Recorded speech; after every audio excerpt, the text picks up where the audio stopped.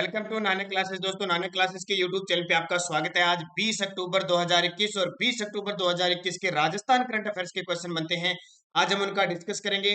पूरा वीडियो ध्यान से देखना और लास्ट में मैं आपसे क्वेश्चन पूछूंगा जिनके जवाब आपको कमेंट बॉक्स में देने। दोस्तों, वीडियो अच्छा लगे लाइक कर देना, शेयर कर देना। अगर आप चैनल पे नए हैं तो इसको सब्सक्राइब कर लेना। तो आने वाले जितने भी एग्जाम है आपके लिए, पटवार, आरएएस, राजस्थान पुलिस, ग्राम सेवक और अभी कंप्यूटर की जो भर्ती अभी सिलेबस जारी हुआ है उसमें भी राजस्थान करंट अफेयर्स आएगा। तो जुड़े रहिए इस क्लास के साथ सुबह 7 बजे मॉर्निंग की चाय के प्याले के साथ। तो सभी को गुड मॉर्निंग। 20 अक्टूबर 2021 की महत्वपूर्ण क्लास लेकर आपके सामने हाजिर है। तो पहला क्वेश्चन देखिए, राजस्थान सरकार द्वारा कितनी कक्षा तक के बच्चों को फ्री यूनिफॉर्म देने का निर्णय लिया गया है? बहुत ही बड़ी घोषणा राजस्थान सरकार के द्वारा कि राजकीय विद्यालयों में पढ़ रहे बच्चों को अब सरकार फ्री यूनिफॉर्म के पैसे भी देगी। तो इसकी घोषणा की गई है। प्रारंभिक कक्षा तक यानी कक्षा 8 तक के विद्यार्थियों को फ्री यूनिफॉर्म दी जाएगी। तो राजस्थान स्कूल शिक्षा परिषद ने कक्षा 8वीं तक के बच्चों को फ्री यूनिफॉर्म देने का निर्णय लिया गया है। सरकार की ओर से इस संबंध में संशोधन नोटिफिकेशन भी 17 जून 2021 को जारी किया गया था।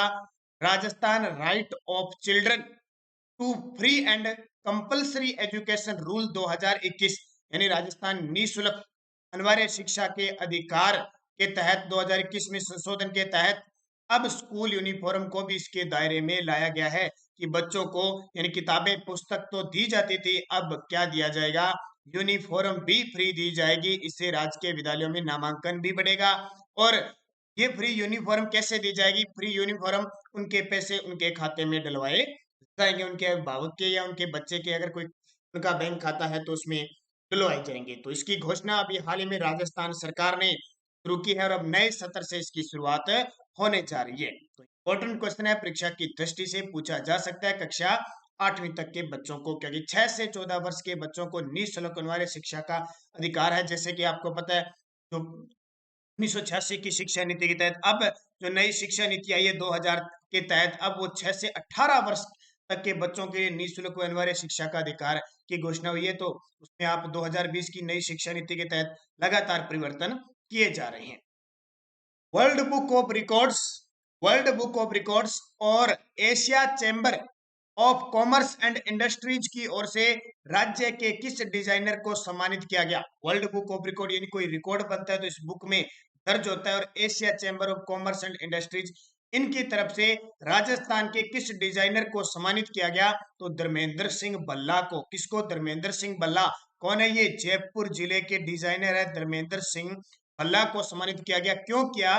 क्योंकि कोविड 19 का जो चिन्ह है ना, कोविड 19 का जो चिन्ह है उसको इन्होंने क्या किया? सोने चांदी के, सोने के ऊपर इन्होंने कुंदन और जुड़ाव से कोविड 19 का चिन्ह अंकित करके एक अंगूठी का रूप बना दिया। क्या? अंगूठी का रूप बना दिया। इसलिए इन धर्मेंद्र सिंह भल्ला जो जयपुर के हैं, इन्हें यह अवार्ड दिया गया। नरोत्तम लाल जोशी हमारे राजस्थान विधानसभा के प्रथम अध्यक्ष थे। श्याम सुंदर जानी को संयुक्त राष्ट्र संघ की तरफ से भूमि संरक्षण पुरस्कार दिया गया। कल भी मैंने आपको बताया था। तो ये इंपॉर्टेंट चीजें हैं, परीक्षा की दृष्टि से पूछी जा सकती है। अगला देखिए, 60वीं राष्ट्रीय ओपन एथलीट चैंपियनशिप 2021 में राजस्थान ने कुल कितने पदक जीते? हाल ही में वारंगल, तेलंगाना, हैदराबाद के अंदर 60वीं राष्ट्रीय ओपन एथलीट चैंपियनशिप 2021 हुई। और पिछले एक साल में देखें तो इस प्रकार के क्वेश्चन ज्यादा पेपर में पूछ रहे हैं एग्जामिनर, क्योंकि मुख्य जब खेल नहीं होते हैं तो राजस्थान के अंदर खिलाड़ियों के जो भी पदक जीते जाते हैं वो लगातार, अभी आरपीएससी जो हेडमास्टर का पेपर हुआ था उसमें भी 2 क्वेश्चन आ चुके हैं, नॉर्मल क्वेश्चन आ चुके हैं। देखो, तो इसमें मैं सारी डिटेल बताऊंगा कि 60वीं राष्ट्रीय ओपन एथलीट चैंपियनशिप में राजस्थान ने कुल 5 पदक जीते। अब 5 पदक जीते वो कौन कौन से? देखो, वारंगल तेलंगाना में आयोजित हुई थी। राजस्थान के एथलीटों ने 3 तो स्वर्ण जीते, 1 रजत जीता और 1 कांस्य पदक जीता। तो टोटल कितने हो गए? 3 4 5। अब देखो किस किस ने कौन सा पदक जीता, उस खिलाड़ी का नाम याद रखना, नाम और उसका खेल कौन सा है। ये क्वेश्चन पेपर में आ रहा है, कॉलेज लेक्चरर में भी आ गया, अब भी आ गया, इनसे पूछा जाता है। स्वर्ण पदक जीतने वाली चूरू की मंजू बाला ने हेमर थ्रो में जीता। राजसमंद की सोनल सुखवाल ने 20 किलोमीटर पैदल चाल में जीता। अमनदीप शर्मा ने डेकाथलॉन में जीता। ये तीनों ध्यान रखना, मंजू बाला ने हेमर थ्रो में, सोनल सुखवाल ने पैदल चाल में और अमनदीप ने डेकाथलॉन, तीनों तो पक्के याद रखना, स्वर्ण पदक जीता है। फिर रजत पदक देखो, सोनल सुखवाल ने 35 किलोमीटर में भी देखो यहाँ 20 किलोमीटर में स्वर्ण पदक जीता है और सोनल सुखवाल ने रजत पदक फिर जीत लिया 35 किलोमीटर पैदल चाल में। और कांस्य पदक वोमन शर्मा ने शॉर्ट पुट में जीता है। तो ये खिलाड़ियों के खेल आप याद रखना, पेपर में पूछे जा सकते हैं, इनसे क्वेश्चन आते हैं एग्जाम में।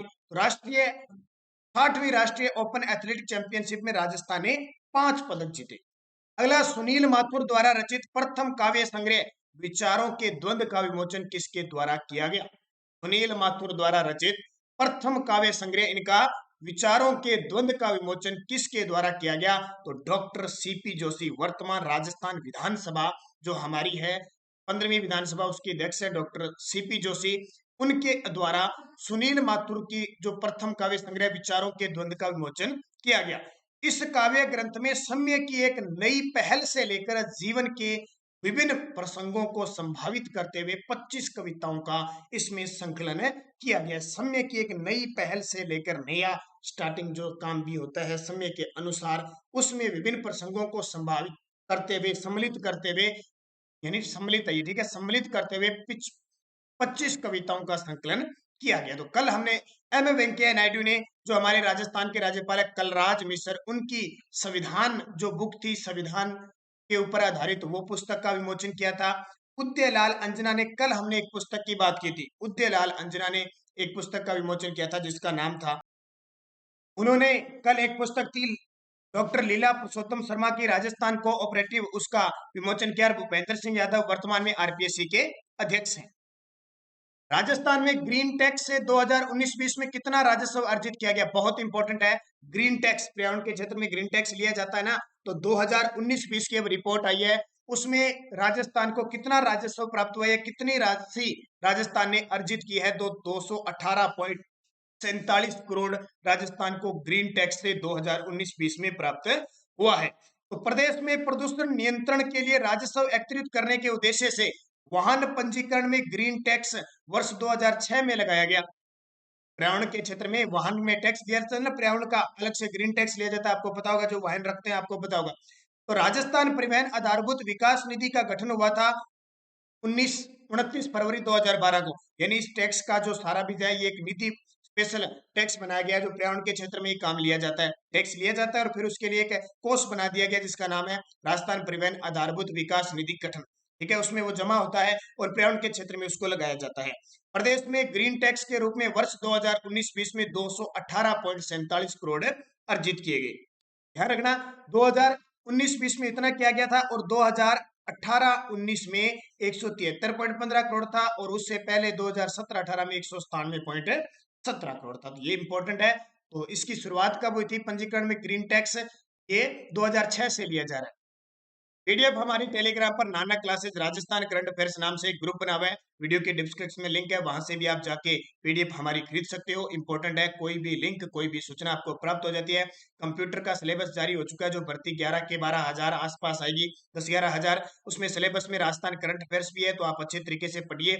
बहुत शानदार तरीके से आपको लगातार क्लासें दी जा रही है।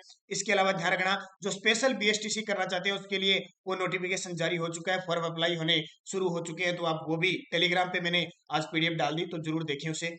टोक्यो पैरा ओलंपिक में कृष्णा नागर ने किस कैटेगरी में स्वर्ण पदक जीता? देखो, टोक्यो ओलंपिक के बारे में मैं बहुत कुछ बता चुका हूँ, लेकिन ये कुछ छोटी छोटी ऐसी चीजें हैं जो परीक्षा की दृष्टि से इंपॉर्टेंट हो सकती है। हालांकि गहराई से एग्जामिनर अगर जाएगा तो ये क्वेश्चन पूछ सकता है, बाकियों की तो मैंने बता दिए। टोक्यो पैरा ओलंपिक में कृष्णा नागर ने किस कैटेगरी में स्वर्ण पदक जीता? आपको पता है बैडमिंटन खिलाड़ी है और टोक्यो ओलंपिक में इन्होंने हांगकांग के चोमेन काई को हराया था और स्वर्ण पदक जीता था। ये बहुत बड़ी बात है, स्वर्ण पदक जीता था। इनकी कैटेगरी है SH6। कौन सी? SH6 कैटेगरी में, यानी जो SH6 क्या होता है, जो बोनेपन दिव्यांग, यानी दिव्यांग होते हैं पैरा, जो बोनेपन कद के होते हैं उनकी कैटेगरी का अलग होता है। तो बोनेपन के अंदर SH6 है, जिसे SH1 भी है इनका, अवनी लेकरा SH1 से खेली थी, वो भी बोनेपन के अंदर आता है, ये SH वाला, ठीक है, इनकी कैटेगरी होती है। तो कृष्णा नागर ने बैडमिंटन में जो स्वर्ण पदक जीता ना, वो SH6 में जीता था। अवनी लेकरा ने निशानेबाजी में SH1 में जीता था। इसके अलावा सुंदर सिंह गुर्जर है, देवेंद्र झाझड़िया है, ये ये भाला फेंक है, ये F46 के अंदर पदक है जीते थे। इनकी कैटेगरी होती है अलग अलग, तो इसलिए मैंने एक क्वेश्चन दिया कि पेपर में आ जाए, कहीं आप अपने सारे स्वर्ण पदक का इतना ही पढ़ते रहे पेपर में ही आ जाए, तो SH6 है। अब इनकी तस्वीर दिखा देता हूं मैं,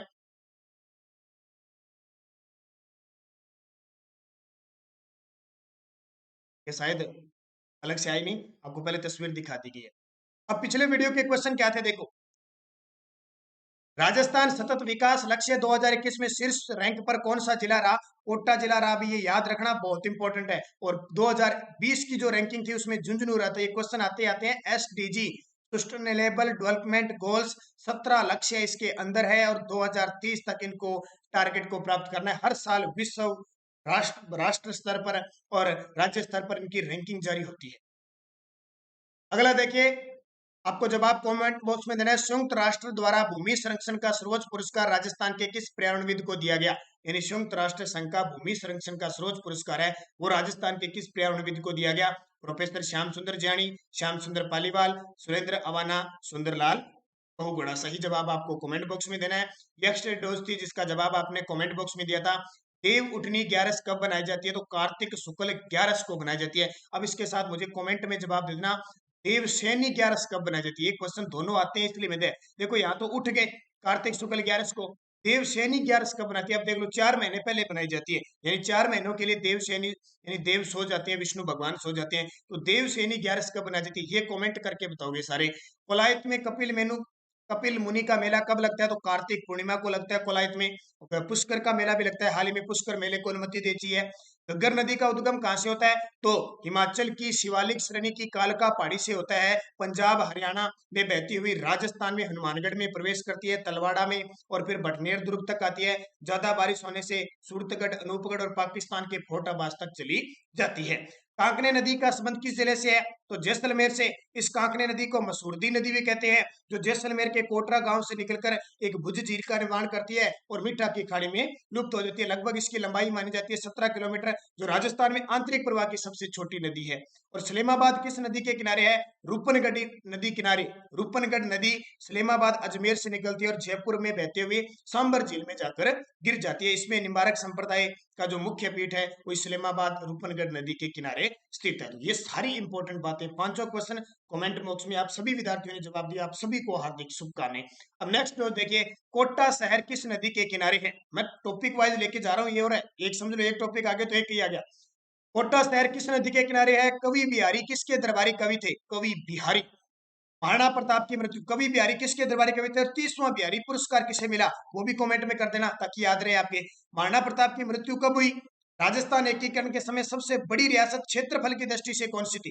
क्षेत्रफल और जनसंख्या दोनों ही बतानी है आपको, जनसंख्या और क्षेत्रफल की दृष्टि। और सेठ लालचंद गोयनका की हवेली कहां स्थित है? सेठ लालचंद गोयनका की हवेली कहां स्थित है? ये पांचों के जवाब आपको कमेंट बॉक्स में देने हैं। जाते जाते वीडियो को लाइक करना, शेयर करना, अगर आप चैनल पे नए हैं इसको सब्सक्राइब करना और इसके पास लगे बेल आइकन के घंटे को दबा लेना ताकि जो भी वीडियो अपलोड हो आप तक उसका नोटिफिकेशन पहुंच गए। क्योंकि सुबह की क्लास सिर्फ 14 से 15 मिनट की क्लास आपको ऊर्जा देने वाली क्लास हर रोज प्राप्त हो जाती है। तो धन्यवाद, जय हिंद, जय भारत।